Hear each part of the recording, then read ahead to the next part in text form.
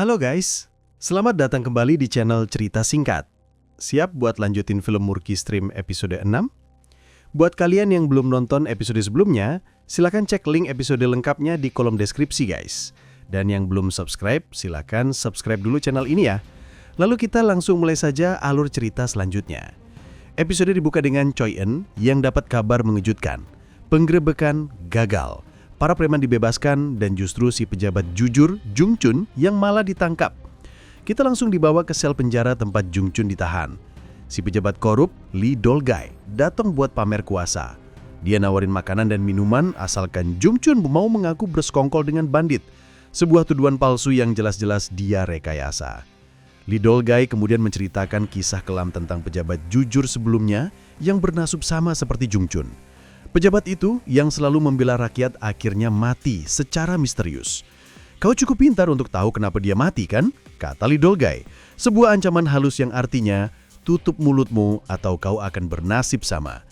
Dia mengancam akan menjebak Jung Chun dengan berbagai tuduhan sampai dia membusuk di penjara. Tapi guys, disinilah kita lihat ada plot twist. Tiba-tiba Jung Chun dibebaskan. Ternyata, Yu Tae-seok, si jenderal paman putri kerajaan yang ditemui Jung Chun di episode sebelumnya, turun tangan. Dia mendatangi jenderal biro kepolisian dan melakukan negosiasi tingkat tinggi. Yu Tae-seok menawarkan bantuan politik untuk memperkuat posisi si jenderal dengan satu syarat, bebaskan Jung Chun. Ini menunjukkan kalau Yu Tae-seok punya agenda tersembunyi dan melihat potensi dalam diri Jung Chun. Kebebasan Jung Chun tentu saja bikin Lee Dol-gai murka. Merasa dipermalukan, dia langsung mengumpulkan para kapten polisi korup bawahannya. Kalian semua bodoh, kenapa kalian menanyakan gajiku? Kalian kerja banting tulang, tapi apa bisa beli rumah? Omelnya. Dia memerintahkan mereka untuk mencari atau bahkan menciptakan kesalahan Jung Chun untuk menjatuhkannya. Tekanan terhadap Jung Chun kini datang dari segala arah. Sementara Jung Chun menghadapi masalah di dunia birokrasi, nasib yang gak kalah pahit menimpa cewek pinter kita, Choi Eun. Dia memanggil manajernya, Chief Kang, dan bertanya kenapa gudang garam mereka penuh, padahal di pasaran lagi krisis garam akibat hujan deras di selatan. Chief Kang akhirnya menjelaskan kenyataan pahit dunia perdagangan Joseon. Ada 6 jalur distribusi utama, dan para pejabat korup seringkali sengaja memblokir jalur-jalur ini untuk menekan para pedagang yang tidak nurut. Dan itulah yang terjadi pada bisnis mereka. Di tengah diskusi itu, ayahnya memanggil Choi Eun dengan marah. Ternyata, surat pengaduan yang ditulis Choi Eun di episode lalu jadi pemicu semua masalah ini.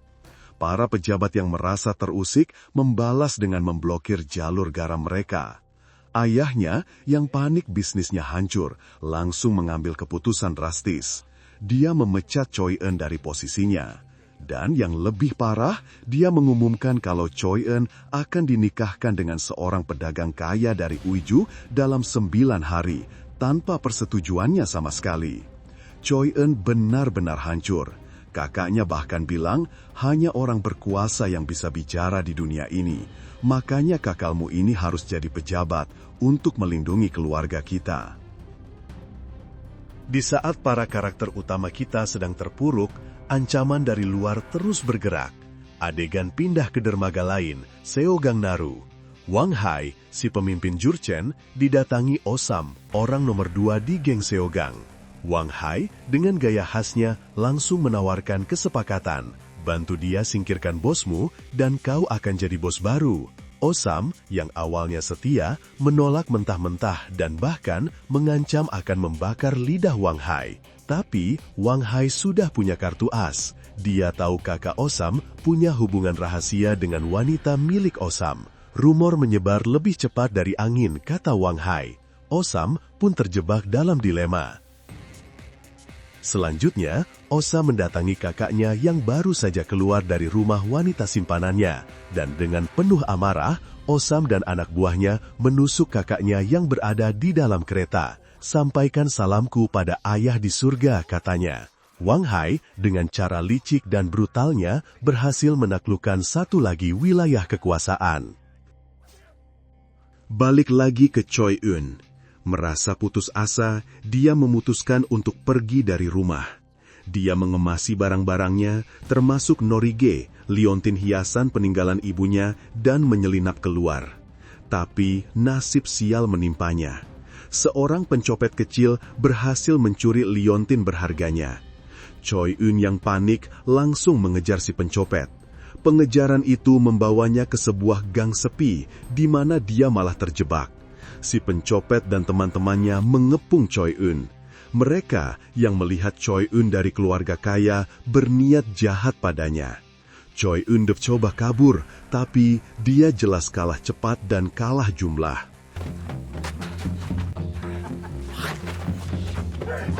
내 몸에 손을 대면 경을 칠 줄 아시오. 문물로 서겠다.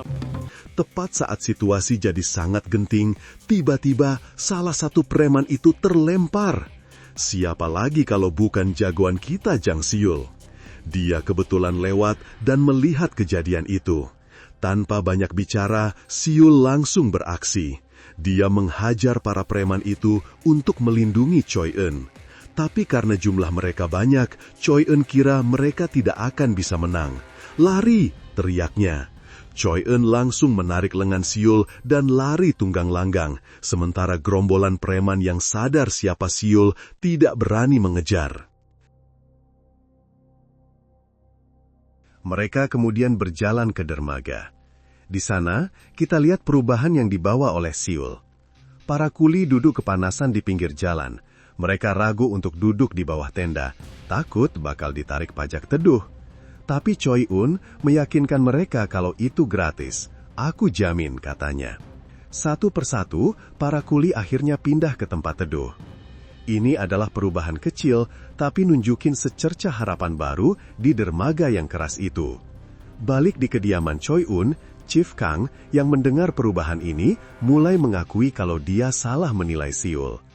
Dia membayar kuli dengan layak, menghapus pajak aneh, sepertinya dia orang baik, katanya pada Choi Eun. Choi Eun pun tersenyum tipis, pandangannya pada Siul mulai berubah. Tapi, di saat yang sama, kita lihat sisi gelap dari semua ini. Mudeok, yang sekarang jadi bos boneka, mulai resah. Dia iri dengan popularitas Siul dan merasa terancam. Dia mulai sesumbar pada Siul, bilang kalau sebentar lagi, invasi Wang Hei akan datang. Untuk persiapan perang, Mudeok menyarankan untuk menaikkan lagi pajak dan pungli ke para kuli dan pedagang. Siul menolak mentah-mentah. "Kita sudah janji akan hidup bersama sebagai saudara," katanya. Tapi Mudeok yang sudah dibutakan oleh kekuasaan malah mengancam Siul lagi dengan rahasia Jungchun. "Kau mau aku memotong lehermu dan leher sahabatmu itu?" ancam Mudeok. Muak dengan ancaman itu, Siul untuk pertama kalinya berani melawan Mudeok. Dia menirukan gaya bicara preman yang diajarkan anak buah Mudeok dan dengan dingin bilang, "Persetan denganmu." Lalu dia pergi, meninggalkan Mudeok yang kaget dan marah. Malamnya, Mudeok dipanggil ke pertemuan darurat para bos geng Sungai Gyeonggang yang dipimpin oleh asisten pejabat Lee. Siul sebagai tangan kanan ikut mendampingi. Suasananya super tegang. Di sana sudah ada Wang Hei, si penakluk dari Jurchen yang duduk dengan angkuh. Mudeok yang dasarnya pengecut langsung gemetaran di depan para bos geng veteran. Dia bahkan salah duduk dan jadi bahan tertawaan. Para bos geng lain yang jelas-jelas meremehkan Mudeok terus-menerus menyindirnya. Di tengah pertemuan itu, Mudeok cuma bisa terdiam ketakutan. Sementara Siul, dia mengamati Wang Hei dengan tatapan tajam penuh kebencian.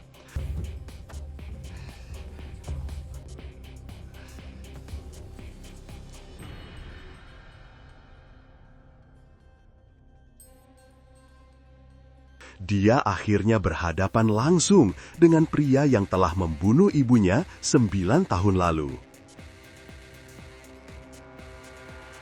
Malam itu, saat mencoba tidur, Siul dihantui mimpi buruk. Dia kembali ke malam tragis saat desanya diserbu. Dia melihat lagi ibunya dibunuh oleh Wang Hei dan merasakan kembali tebasan pedang di lehernya. Dia terbangun dengan keringat dingin dan napas terengah-engah. Trauma masa lalunya ternyata masih sangat membekas.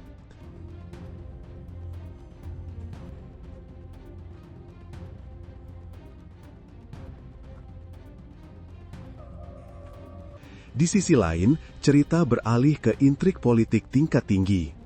Ayah Choi Un, Choi Jong-yop, dipanggil oleh Jenderal Yu Tae-sok. Di sebuah ruangan rahasia, Yu Tae-sok menunjukkan koleksi petanya yang luar biasa. Dia punya peta detail dari hampir seluruh wilayah Joseon, dari jalur perdagangan, lahan pertanian, sampai pos militer. Yu Tae-sok mengungkapkan rencananya yang gila. Dia ingin menggabungkan semua peta itu menjadi satu peta besar seluruh Joseon. Dengan peta ini, kita bisa melihat seluruh negeri seperti melihat garis di telapak tangan, katanya. Peta ini adalah alat kekuasaan tertinggi, bisa mengontrol ekonomi dan militer negara. Dia kemudian meminta Choi Jong-yop untuk mencari orang yang bisa menyelesaikan proyek ambisius ini.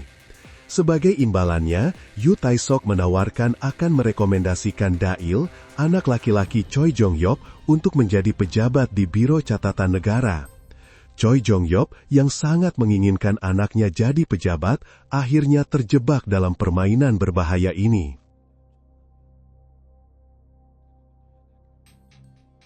Sementara itu, Siyul yang masih diliputi kemarahan, mengambil sebuah pisau dan pergi menyelinap ke dermaga. Dia bermaksud untuk menyergap Wang Hai. Tapi di saat yang sama, asisten pejabat Lee ternyata juga sedang mengunjungi Wang Hai. Tanpa disadarinya, seorang dengan kostum ninja mengikutinya sepanjang jalan. Pejabat Lee ternyata ke situ untuk memberikan identitas baru kepada Wang Hai dan pasukannya, menjadikan mereka warga Joseon secara resmi. Ini adalah cara dia untuk melegalkan keberadaan mereka. Tapi di balik itu, dia punya rencana lain. Dia diam-diam memerintahkan Wang Hai untuk mengurus Jung Chun. Jangan buang energimu untuk mengejar ikan kecil. Kalau kau salah langkah, itu bisa jadi masalah, kata Lee Dol-gai. Dia ingin Wang Hai yang melakukan pekerjaan kotor untuknya. Di saat itulah, si Yul dan si ninja yang sama-sama sedang mengendap saling bertatapan. Ternyata si ninja itu adalah Jung Chun. Mereka akhirnya bertemu, tapi tanpa banyak bicara, Jung Chun langsung menyerang si Yul sambil mengomel ke sahabatnya sendiri. "Dasar bodoh, kau kabur hanya untuk menjadi bandit," teriak Jung Chun, suaranya penuh kekecewaan dan kemarahan. Si Yul yang juga menyimpan amarah membalas. Tapi akhirnya si Yul meminta untuk menghentikan pertarungan. Si Yul akhirnya mengungkapkan alasan sebenarnya. Dengan napas terengah-engah dia berkata, "Wang Hei, bajingan itu, dia yang membunuh ibuku." Episode 6 pun ditutup di sini. Pengakuan si Yul yang mengejutkan. Jung Chun terdiam, dia akhirnya mengerti. Ini bukan lagi soal menjadi bandit atau pejabat. Ini adalah soal balas dendam pribadi yang telah terpendam selama 9 tahun. Oke gengs, sekian dulu rekap The Murky Stream episode 6. Makin rumit dan makin seru ya. Jangan lupa like, komen, dan subscribe ya. Sampai jumpa di video berikutnya.